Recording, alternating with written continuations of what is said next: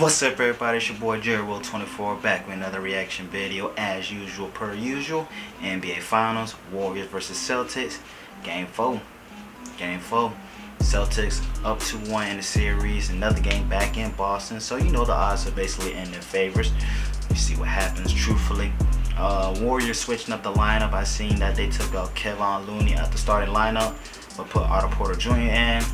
So the front line was kind of small, low-key, smaller than it usually is, but they put Kevon Looney right back in. Like, it really didn't make a difference. Kevon Looney played very well this game, very defensive player, so I'm not sure why they thought Otto Porter Jr. would really make a big of a difference. I mean, he's a better shooter than him, don't get me wrong, like, that's a fact, but Kevon Looney, he's a solid center for the Celtics, definitely. But first quarter was pretty good. 28-27, Celtics up by 1 point.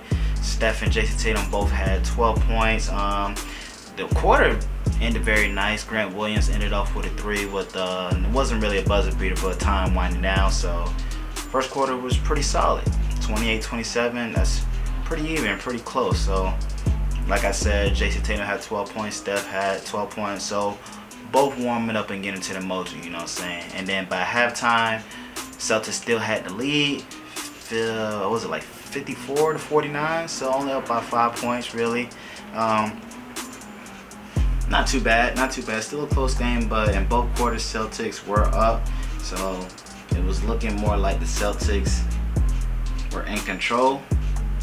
But you know, Steph, like in the last game, his foot was kind of a little fucked up. We thought that was going to low-key, like, set him back, slow him down, but it really didn't. He had like the most points out of everybody at the end of the half, 19 points. So Steph was really cooking up. He was chefing up for real. Jason Tatum had 16, Jaylen Brown had 12 points, but it was really all about Steph this whole game. Like, Steph put the whole team on his back. I will tell you who didn't put the team on their back: Draymond Green. I'm just the first half, he didn't do shit. Honestly, he's looking more like a liability more than an asset out there. He got better in the second half. But in the first half, I was thinking like, dang, what if they trade Draymond Green? I don't think it's gonna happen, but I wouldn't be surprised if there's some talks about it. But I don't think so. They've been to 6 finals in the last 8 years. Draymond Green has been part of that team, and he's part of the big three: Steph, Clay, and Draymond. That's the 3 for the Warriors. But they got some young cats coming up, low key. So I'm just saying, Draymond Green wasn't doing shit against Robin Williams. Robin Williams was shutting his ass down, and that's a big size difference too, because Robin Williams is a nigga. That's a nigga, alright? That nigga had blocks for days, rebounds for days. He was doing everything he needed to do. Draymond, no. Put Draymond back all over Jaylen Brown, okay? Because what in the F? That shit was just bad. Probably Draymond doing his podcast right about the same time I'm doing my reaction video, okay? Come on, Draymond, you gotta tighten up.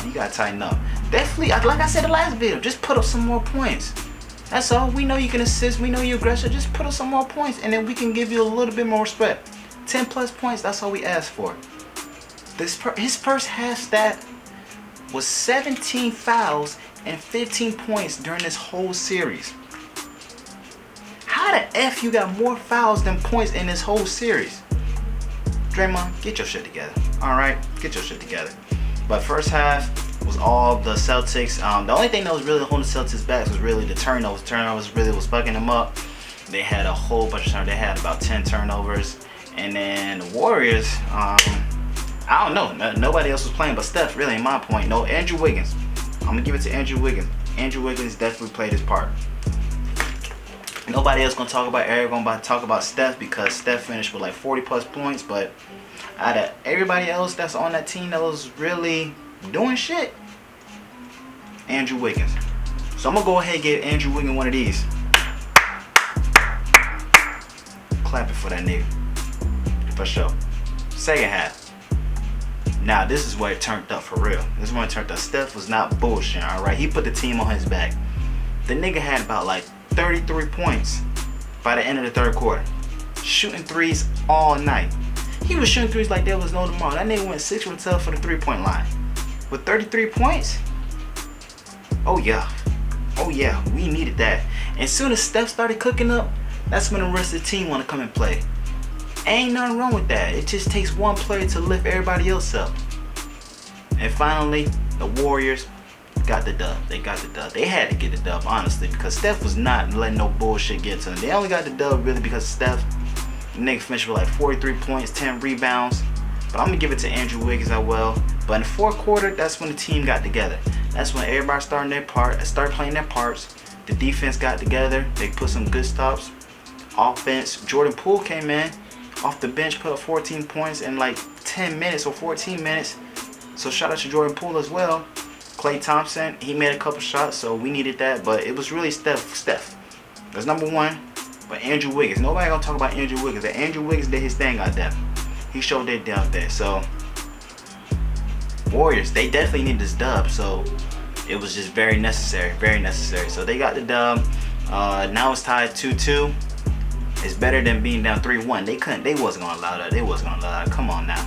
The next few games is in San Francisco. So chances are higher for the Warriors. If they could close it out in 2 more games, I wouldn't be surprised. But I'm gonna repeat what I said. Warriors winning this series, but the Celtics take it to game 7, they winning. I just had to put that out there one more time.